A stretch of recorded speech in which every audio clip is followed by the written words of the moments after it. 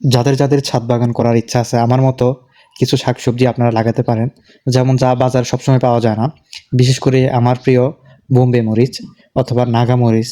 আপনারা খেয়াল করেন কি পরিমাণ ধরছে, একটা মাত্র গাছ, অল্প একটু মাটিতে, কোনো প্রকার সারবিহীন আমি এটা তৈরি করছি এবং মাটি তৈরি করে লাগিয়েছিলাম। এখন দেখুন লাউ গাছে লাউ ধরছে অলরেডি, আজকে একটা রান্না হয়েছে। এই ছোটো ছোটো মরিচ গাছ, টমেটো ধরছে আলহামদুলিল্লাহ। নতুন নতুন করে সবুজ ভালোভাবে ধরতেছে। এটা জাস্ট শখ করে ছাদের উপরে লাগানো।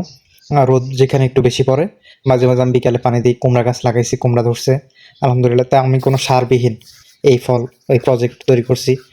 বিশেষ করে মরিচ, ঢেঁড়স, এরপর অনেক ছোটো ছোটো বালতি অথবা তেলের বোতল, এগুলোতে আমি মাটি নিয়ে এগুলো তৈরি করছি। করলা গাছ, এরপরে আপনারা খেয়াল করেন মরিচ গাছ থেকে শুরু করে সকল প্রকার শাকসবজি, সিম থেকে শুরু করে প্রত্যেকটা গাছেই খুব ভালোভাবে ফলন ধরছে আলহামদুলিল্লাহ। চাইলে আপনারাও এই ধরনের একটি উদ্যোগ নিতে পারেন। এখানে আমি সকল প্রকার শাকসবজি মোটামুটি একটু একটু করে লাগাইছি। এরপরে অ্যালোভেরা থেকে শুরু করে শসা, গাজর, মোটামুটি মূলও হয়েছে আমার।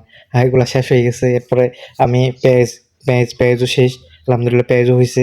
এরপর এবার প্ল্যান আছে আদা গাছ লাগাবো। তারপরে হচ্ছে এই যা আছে মানে মোটামুটি অল্প অল্প করে ছোট ছোট করে এগুলা তৈরি করব। ভেন্ডিটা হচ্ছে ছোট ছোট যে তেলের বোতল আছে ওইগুলাতে ভেন্ডি গাছে একটা একটা করে তৈরি করতেছে আলহামদুলিল্লাহ, ভালোই ধরে। করলা সবচেয়ে বেশি ধরে, গতবার করলা হয়েছে। আপনারা চাইলে নিজেরা এগুলো তৈরি করতে পারেন বাসায় বসে, মানে সময়টা কাটলো আর মনটাও ফ্রেশ থাকলো। আসলে কেমন হলো আপনারা একটু জানাবেন। আসলে নিজের এই ভালো লাগার মুহূর্তগুলো আপনাদের মাঝে শেয়ার করলাম। দয়া করে আপনারা সাথে থাকবেন। আপনাদের কেমন লাগছে একটু মানে আমাকে একটু জানাবেন ভাই।